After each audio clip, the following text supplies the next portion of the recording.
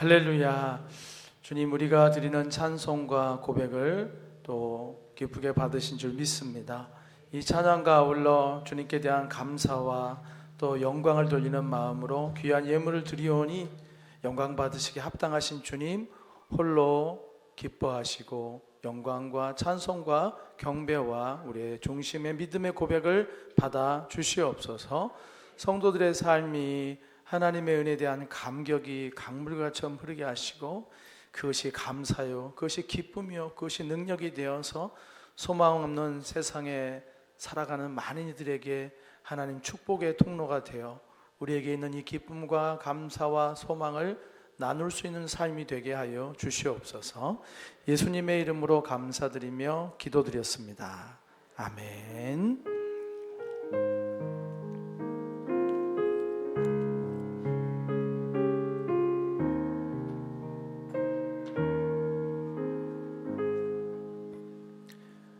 할렐루야. 이제 우리 함께 하나님 말씀 보시도록 하겠습니다.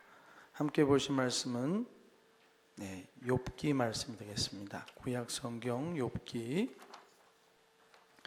1장 20절에서 22절까지 말씀입니다.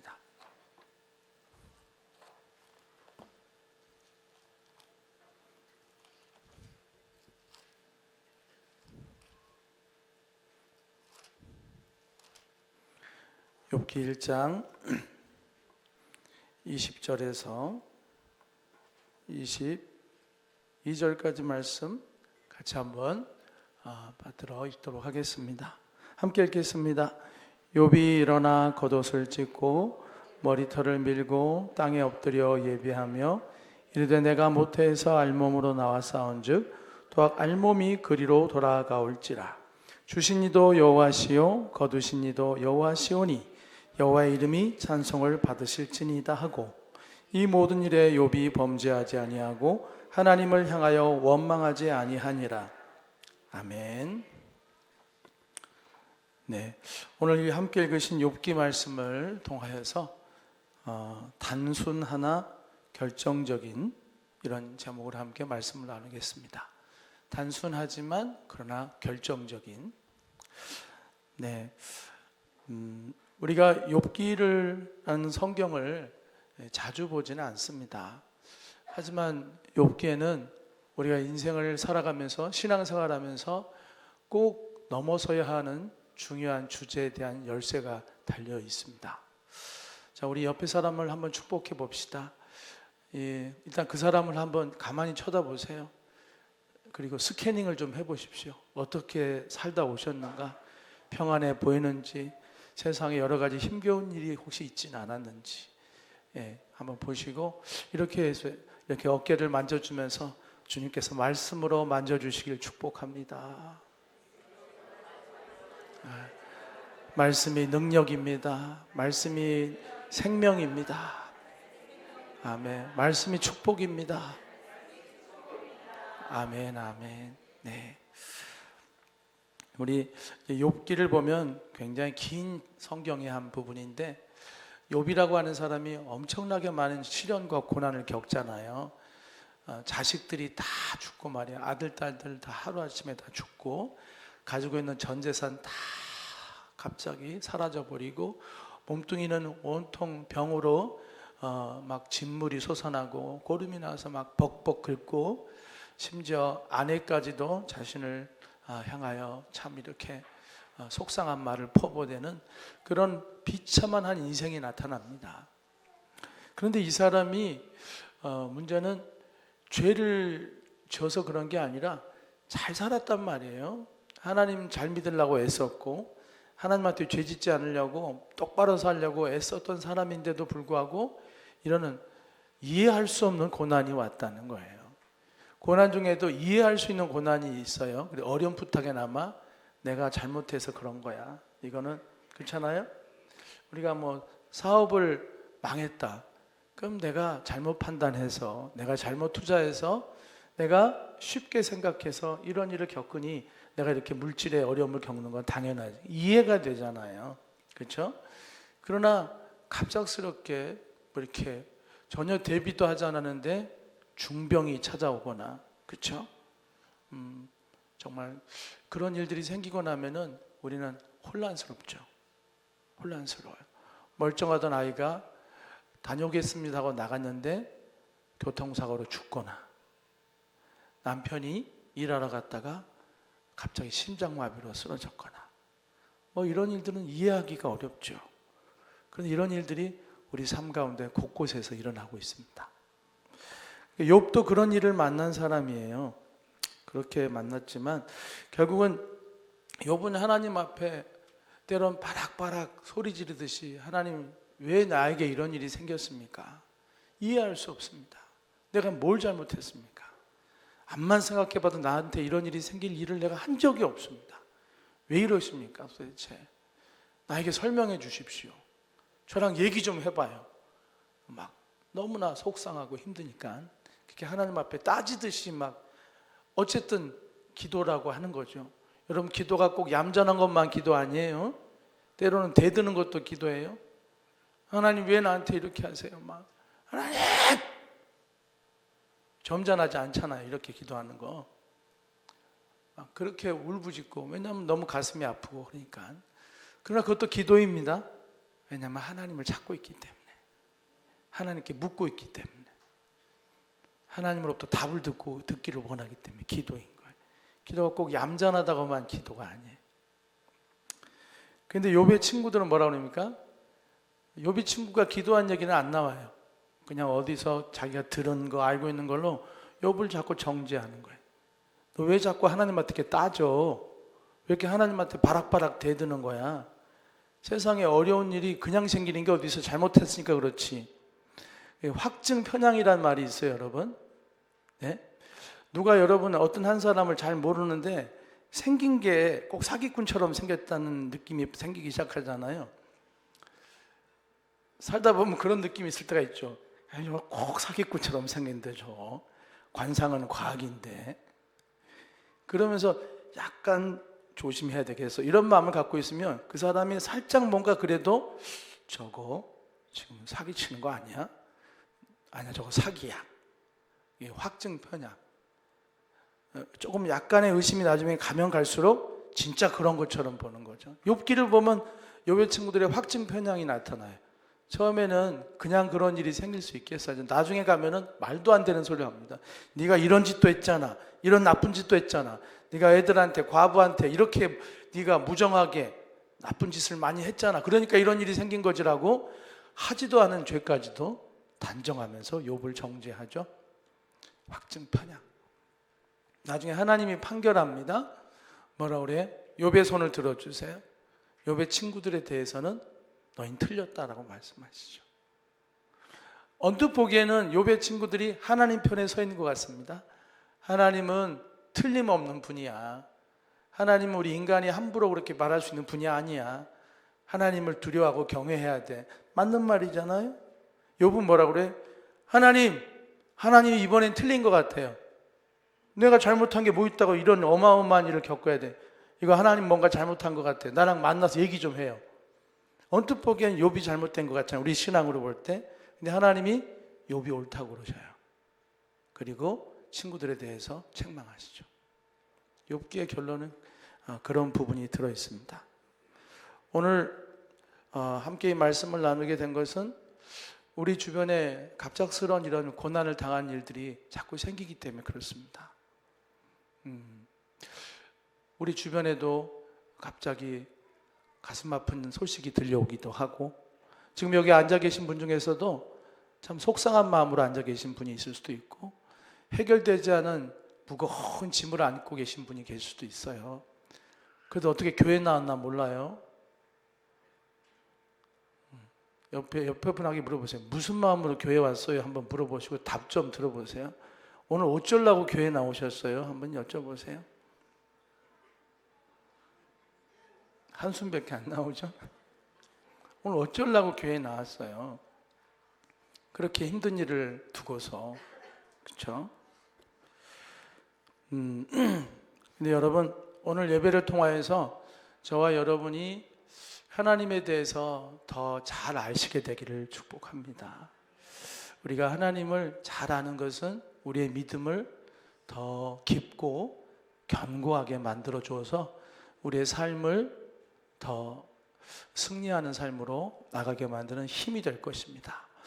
하나님을 모르면 믿음이 푸석푸석해요. 푸석푸석해서 금방 부서져요. 하나님을 잘 아는 사람 믿음이 바위돌처럼 단단해서 세상에서 겪는 어떠한 일도 그 사람을 부술 수가 없어요. 근데 하나님을 어설프게 알면은 믿음이 스치로풀 같아서 조금만 압박이 들어오면 부스러져 버리고 깨져 버리고 맙니다. 저와 여러분은 평생 하나님을 더 온전히 알아가야 되는데 오늘이 그런 시간이 되기를 바랍니다. 예.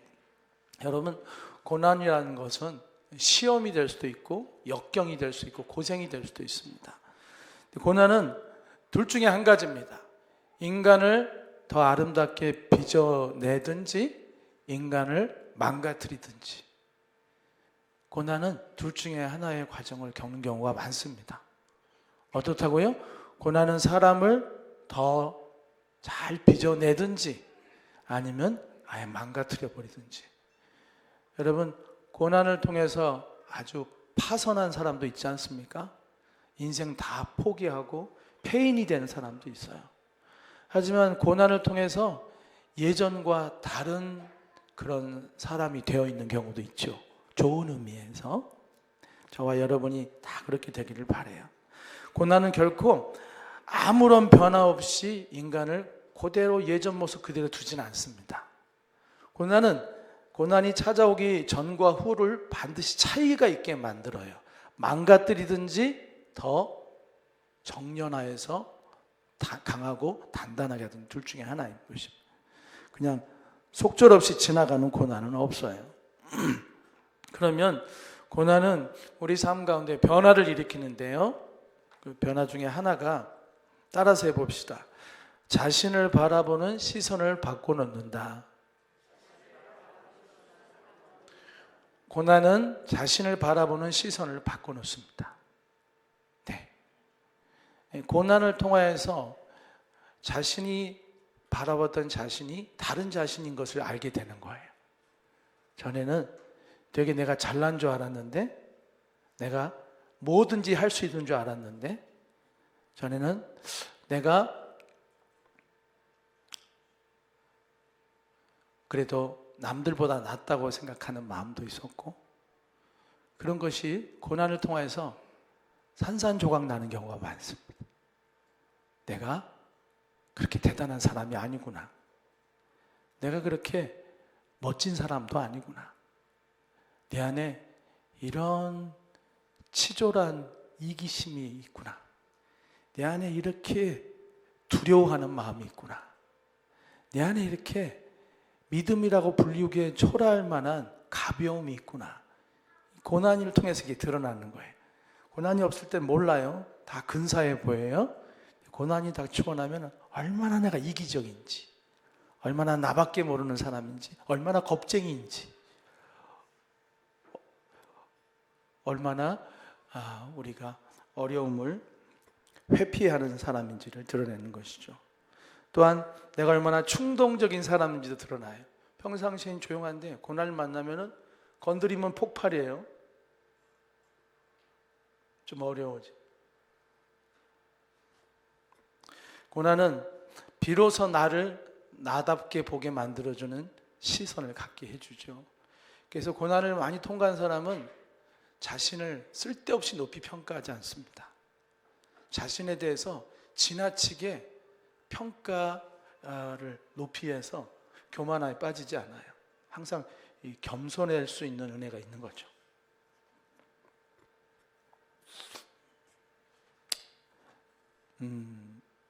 그래서 어떻게 보면 그것이 나를 그동안 두르고 있었던 화려한 내가 꾸며놓은 의상이고 장식물일 수 있어요.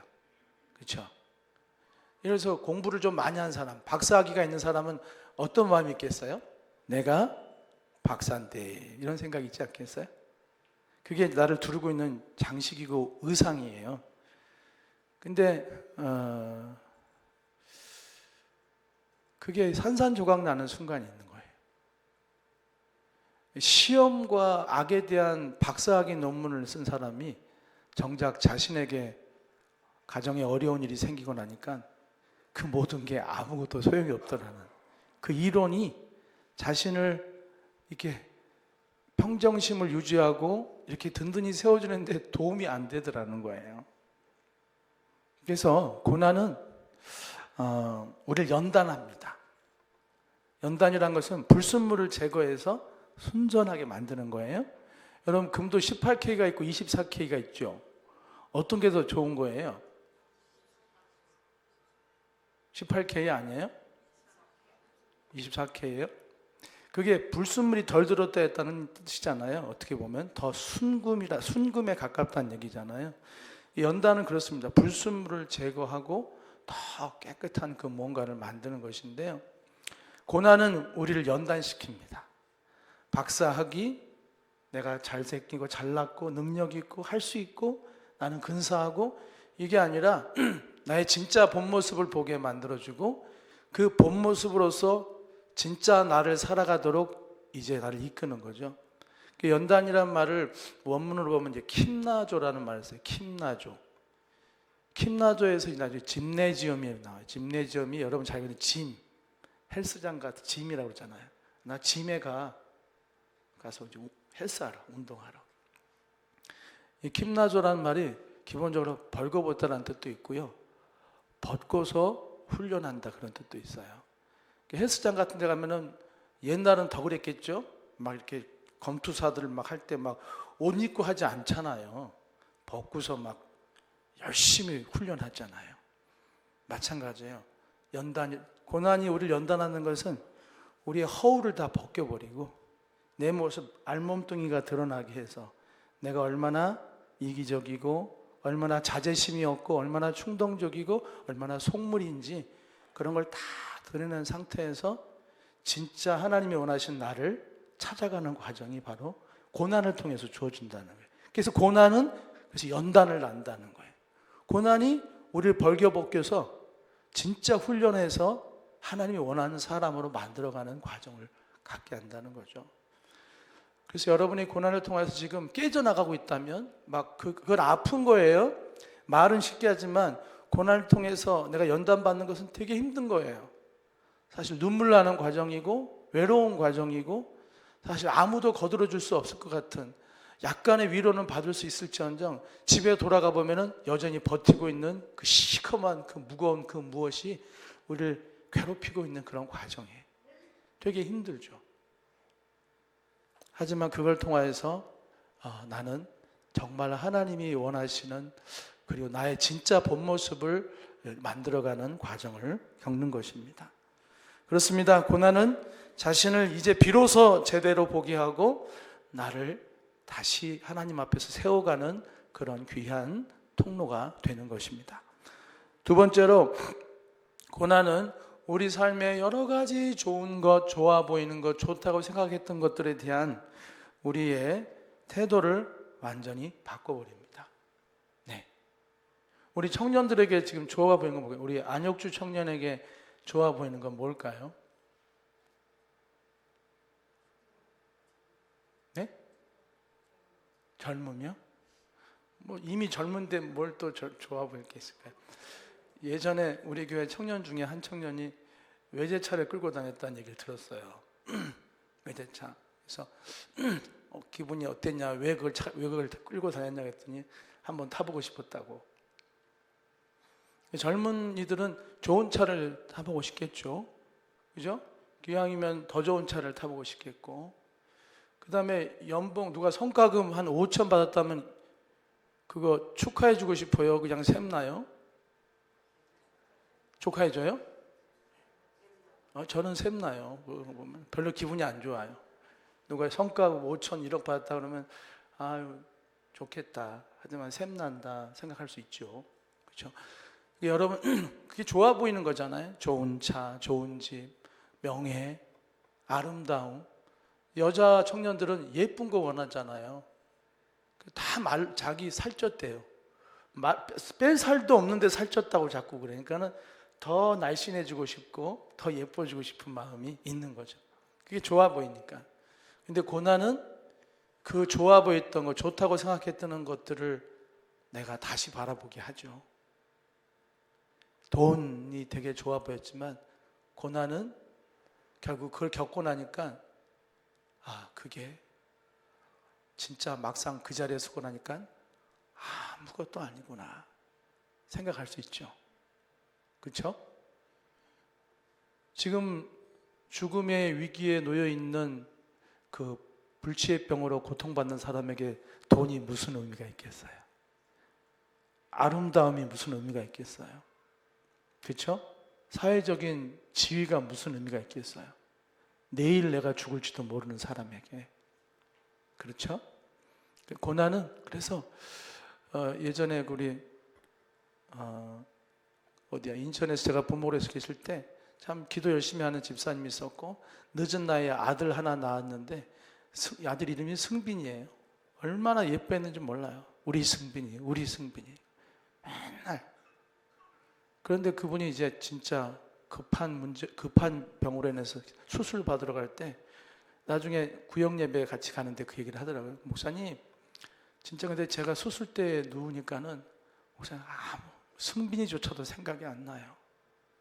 그런 얘기를 하는 걸 들었어요. 우리가 죽음 앞에 설 때 큰 고난을 만나면은 진짜 내가 소중하게 생각했던 그 못들이 사실은 또 다른 모습으로 보일 수 있다는 것입니다. 근데 그 다른 모습이 잘못 보게 하는 게 아니라 어찌 보면 제대로 보게 하는 거예요. 내가 좋다고 여겼던 것들이 실제로는 그렇게 나를 결정지을 만큼 중요한 것은 아니었다라는 걸 깨닫게 되는 거죠. 그렇죠? 내 인생에 대해서 그렇게 절대적으로 평가할 만한 그런 가치 있는 것은 아니라고 생각하는 걸 깨닫게 되는 거죠. 그렇죠? 예를 들어서 맨날 아들한테 공부해 하는 부모가 있을 수 있지 않아요? 너 똑바로 해. 행동 똑바로 해 하면서 맨날 야단치던 부모가 있을 거 아니에요. 그렇죠?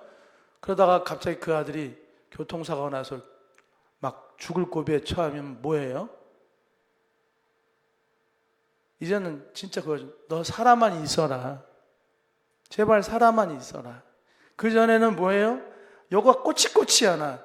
문 안 닫고 다닌다고 뭐라고 그러고. 화장실에서 쓰고 남은 수건 세탁기 안 놓고 또 걸어놨다고 뭐라고 그러고. 지방 청소 안 한다고 막 그게 아주 뭐 목숨 걸 일인 것처럼 그것 때문에 싸우고 난리치던 사람이 결국에는 그것보다도 네가 살아있어 내 곁에 있는 게 사실은 가장 중요한 거다라는 걸 알게 되죠. 그리고 그 다음서부터는 좀 다른 모습으로 대할 수 있게 되는 거죠. 그렇습니다. 고난은 우리 삶의 여러 좋은 것들에 대한 우리의 태도를 완전히 바꿉니다. 그리고 끝으로 고난은 우리가 하나님과의 관계를 맺어감에 있어서 그 관계가 깊어지는데 꼭 필요한 과정이기도 합니다. 고난을 통해서 우리는 하나님과의 관계가 말할 수 없이 깊어질 수 있어요. 또 그걸 겪어보지 않은 사람은 이해할 수 없을 만큼 견고하고 단단해질 수 있습니다. 그래서 어떤 이들은 아예 대놓고 말하죠. 고난이 축복입니다. 고난이 축복입니다 라고까지. 왜냐하면 겪어보니까 그 고난의 유익을 다 받고 나니까 이제 아는 거예요. 고난을 겪는 단계에서 너무 힘들었지만 고난의 씨를 통해서 이제 꽃을 피워서 그 유익이라는 열매를 얻고 나니까 고난이 축복입니다 라고 말할 수 있게 되는 것이죠. 사랑하는 여러분, 그런데 오늘은 사실 이 고난이라는 것이 이렇게 방정식처럼 결국에는 좋은 것이라는, 고난 이꼴 어떤 좋은 것을 결국엔 만들어낸다, 이런 방정식이 아니라 고난이 이해할 수 없는 열려있는 식일 수도 있다는 거예요. 이해할 수 없는 답답함으로 여전히 우리에게 남아있는 것을 말하는 거죠. 오늘 사실 이 얘기를 여러분과 나누고자 하는 것입니다.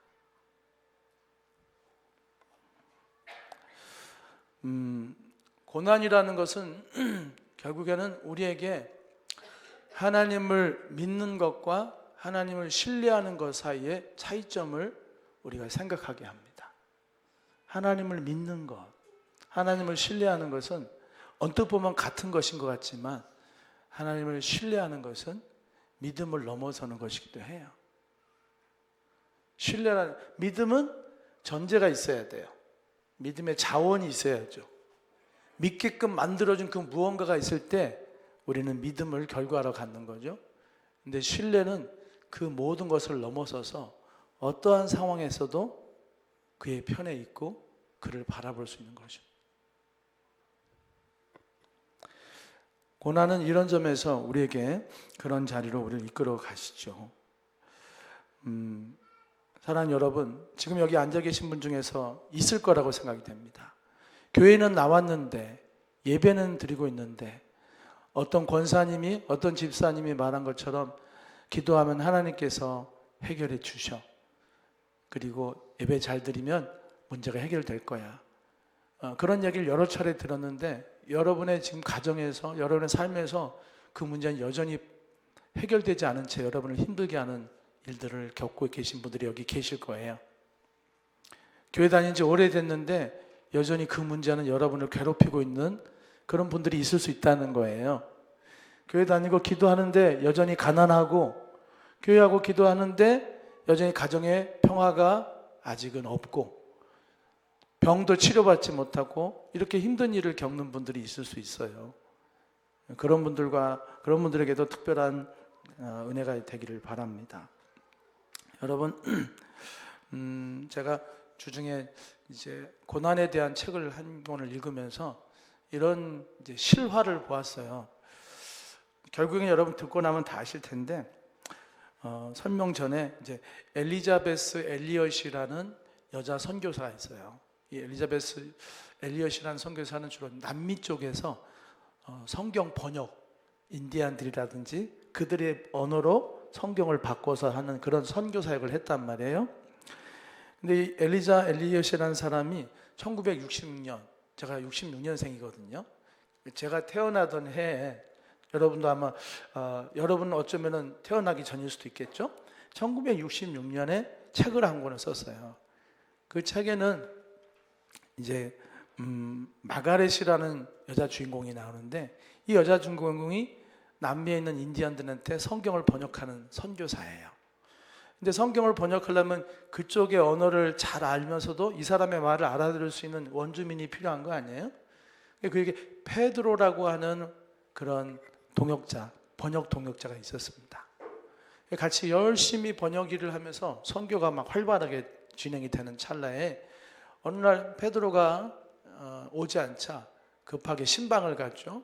신방을 갔더니 다리가 상처가 나서, 염증이 나서, 지금이야 뭐 소염제가 있지만, 그렇죠, 그런 데는 소염제가 없으니까 염증만 치료 못해도 다리를 자르거나 다 죽을 수도 있잖아요. 막 썩어가고 막 염증이 심한 거예요. 그래서 선교사기 때문에 기본적인 의료 처치를 하기 위해서 페니실린, 그렇죠? 염증 잡는 데 좋잖아요. 페니실린이라는 주사기를 갖고 다니면서 주사를 놨는데 문제가 생긴 거예요. 이게 나아야 되는데 페니실린 부작용이 거부작용이 일어난 거예요. 그러면서 막 경련을 하고서 막 온 가족이 지켜보고, 그 페드로의 부인 로즈라는 부인도 막 지켜보고 있는데, 원주민이죠. 막 남편이 막 거품을 내고 막 경련을 일으키니까 막 난리가 난 거예요. 막 소리 지르고, 어떻게 된 거냐, 당신이 내 남편을 지금 죽이려고 하는 거냐 하면서 막 그러는 거예요. 막 기도하고, 하나님 앞으로 번역 사역은 어떻게 되든지 모르겠어요. 그걸 안 해도 좋으니까 이 페드로만큼은 살려주세요. 하나님 살려주셔야 됩니다. 이 사람 잘못되면 모든 게 다 안 됩니다. 근데 결국 죽었어요. 그리고 그들로부터 온갖 원망을 받습니다. 그렇게 그 이야기 소설은, 그 마가렛이라는 사람이 페드로의 무덤 앞에 서서 이렇게 하나님께 물어요. 하나님, 이게 뭡니까? 하나님은 어디 계시는 거죠? 그렇게 하면서 소설이 끝나요. 이제 이 소설이 나오자 막 난리가 난 거예요. 특별히 보수적인 그런 기독교인에서는 하나님이 그럴 리가 있냐, 어떻게 책을 이렇게 쓸 수가 있느냐. 어떤 목사는 전화를 해서 졸면 안 돼요, 졸면 안 돼. 어떤 목사님은 전화를 해가지고 뭐라고 그러냐면, 당신의 책을 올해의 기독교 책에서 빼버리겠다. 하나님을 어떻게 그렇게 말할 수 있느냐, 그렇게 말하죠. 근데 여러분, 여기 반전이 있는데, 이 엘리자베스 엘리엇이 이 사람도 사실은 이 소설을 쓴 사람 말이에요. 이 사람이 사실은 이 번역 선교사예요. 그리고 이 사람에게도 그 번역을 도왔던 그 마사리오라고 하는 원주민 그 동역자가 있었어요. 근데 이 사람이 똑같이 그렇게 간 거예요. 그리고 번역 사업을 하기 위해서 열심히 하고 있는데 홍수가 오기도 하고 대홍수가 나서 큰 어려움을 겪기도 하고 열심히 번역을 했는데 강도가 들어서 번역한 거 다 가져가 버리고 뭐 고난이 그치질 않는 거예요. 그 다음에 자기 남편이 선교하러 가겠다고 남미로 떠나는데 5명이랑 같이, 이게 다 실화예요. 얘기가 아니에요. 5명과 함께 도착하자마자 그 인디언들한테 창에 찔려서 남편과 4명의 동료가 다 죽어요. 여기서 여러분이 알고 있는 그 이름이 나오고, 이게 짐 엘리엇이죠. 여러분 잘 알고 있는, 영원한 것을 얻기 위해서 영원하지 않은 것을 버리는 사람은 바보가 아닙니다. 여기 5명이 다 그 명문 대학의 다 수재들이고, 이 짐 엘리엇은 그해 수석 졸업생이에요. 그러니까 이걸 보면 사람들이 얘기하죠. 참 어리석은 일들이었다. 이렇게 탁월한 이 젊은이들이 무슨 짓인가 이렇게 말하기도 하고 그렇죠. 그렇지만 이 아내 엘리자베스 엘리엇의 입장에서는 하나님이 어떻게 보이겠습니까? 아까 마가렛과 페드로 얘기는 사실 자신의 얘기예요. 자신의 얘기를 소설로 쓴 거예요. 하나님이 안 계신 것 같고 어떻게 이런 고난이 생겨요? 하나님을 하겠다는데 그동안 쌓았던 게 왜 하루아침에 다 도적을 맞게 하나님을 놔두시냐고요? 왜 또 홍수는 일어나는 거예요? 평안에도 복음 전하기 힘든 판국에 남편이 죽고. 그러나 이 여인은 이렇게 말합니다. 이 모든 고난을 통하여서, 그러니까 이 여자가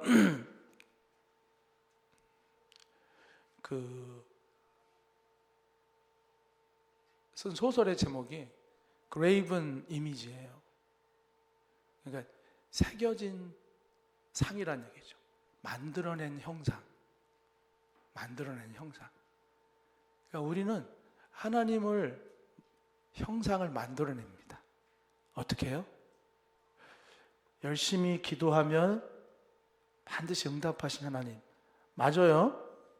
하지만 그것으로 하나님을 완벽하게 만들어낼 수는 없잖아요. 고난을 통하여서 하나님은 우리에게 더 풍성한 복을 주시는 하나님으로 우리는 만들어낼 수 있습니다. 근데 언뜻 볼 때 페드로의 가정이나 마가렛에게 이 고난은 설명하기 어려운 거예요. 그렇죠? 하나님 왜 이런 일을 주십니까? 라고 할 수 있어요. 남편이 그렇게 죽었을 때 아내가 특히 이와 같은 일을 겪은 엘리자베스 엘리엇이 생각할 수 있는 마음이 뭘까요? 진짜 하나님은 살아계시는 건가? 어떻게 당신의 일을 하겠다는 우리 가정을 이렇게까지 힘들게 몰아붙이는 것인가 할 수 있겠지만, 그녀의 결론은 그거예요. 내가 만들어낸 하나님이 아니라 비로소 하나님을 하나님으로 바라보게 될 때 나는 진정한 자유를 얻었습니다. 그런 얘기를 해요.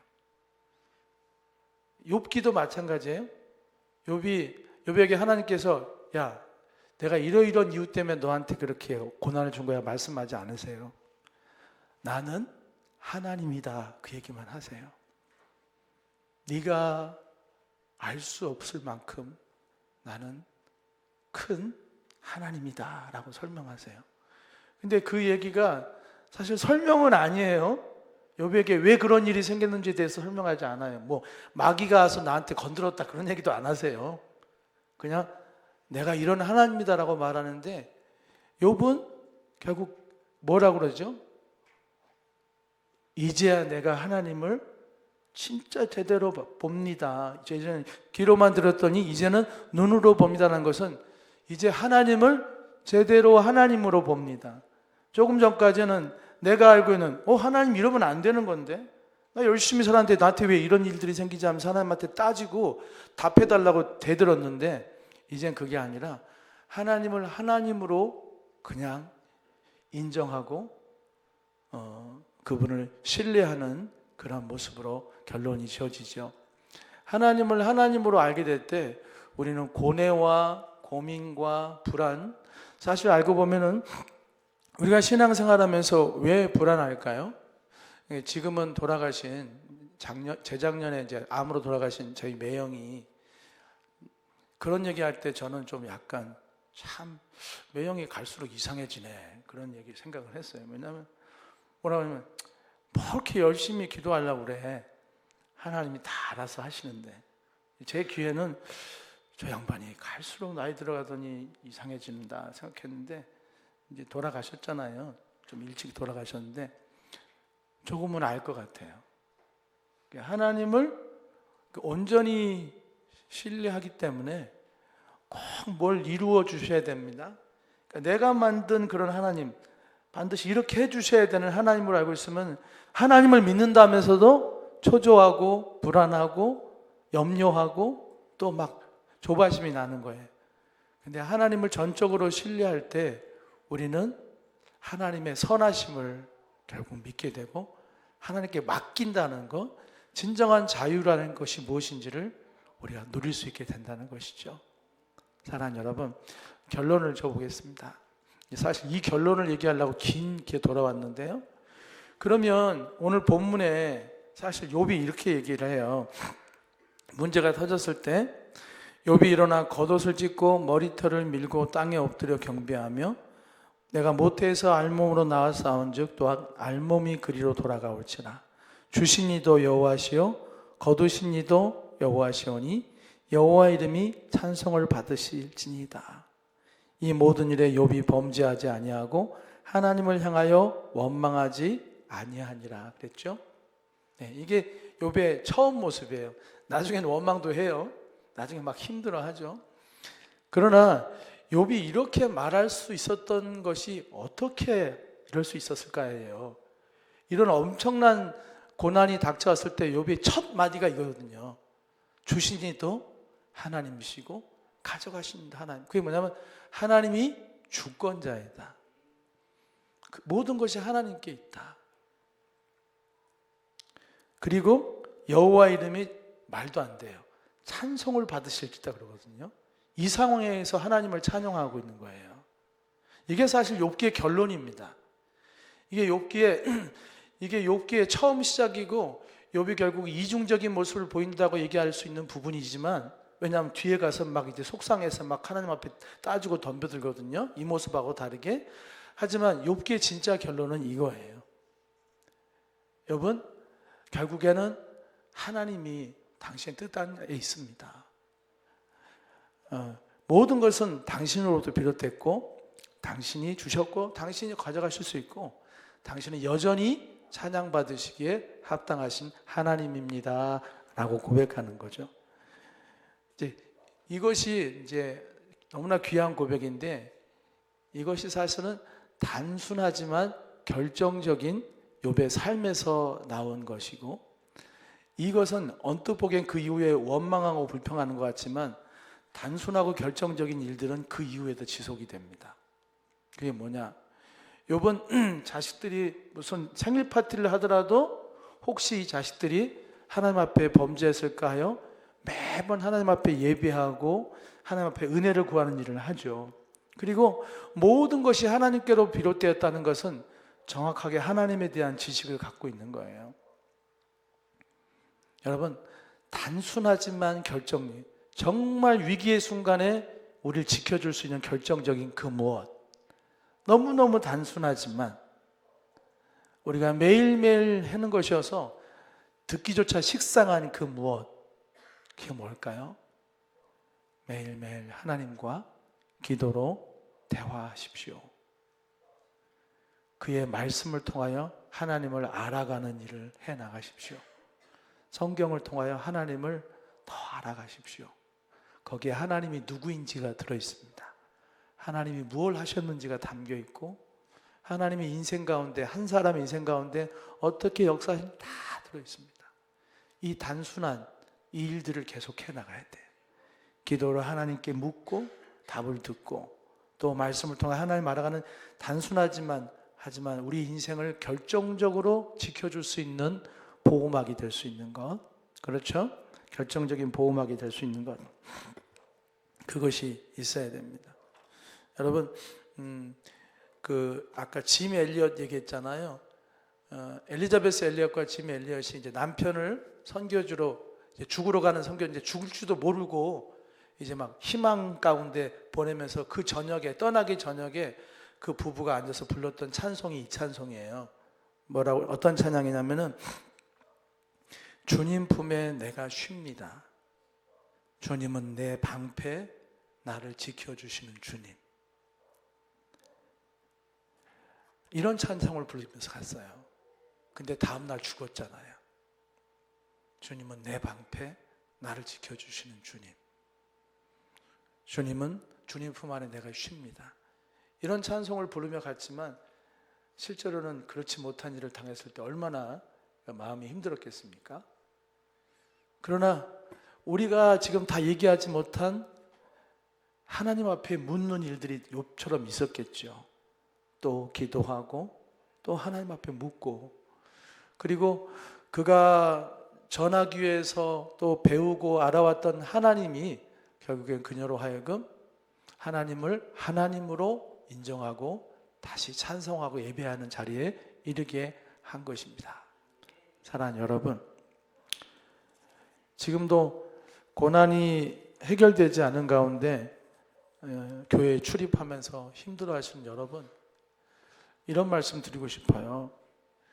그 고난이 해결되는 그 지점을 향하여서 교회를 출입하지 마시고 오늘 여러분에게 다가오는 주님의 말씀에, 오늘 여러분이 경험하게 된 작고도 부드러운 하나님의 위로하심, 하나님의 인도하심에 집중하시길 바라요.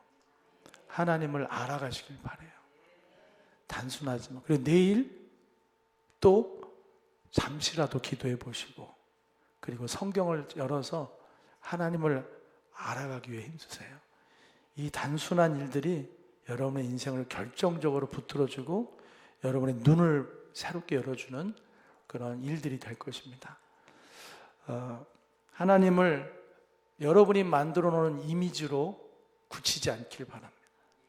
하나님은 우리가 만들어 놓은 이미지 안에 굳어지는 하나님이 아니라 얼마든지 자유로우신 분이고 우리가 상상할 수 없는 그런 하나님이시라는 것을, 하나님을 하나님으로 경배할 수 있기를 바라요. 이걸 해준 하나님으로 경배하는 것도 좋지만, 그러나 때로는 그렇지 않을지라도 하나님을 하나님으로 경배하기 위해서는 오늘 단순하지만 결정적인 그 일들이 우리 삶 속에서 계속 진행돼야 돼요. 욥은 아마도 욥기에 자세히 나와 있지 않지만 매일매일 하나님 앞에 경건한 삶을 살았을 거예요. 그것이 결국에는 끝까지 기도로 하나님께 매달리게 했고 결국 하나님 앞에 인정받는 모습이 됐을 것이거든요.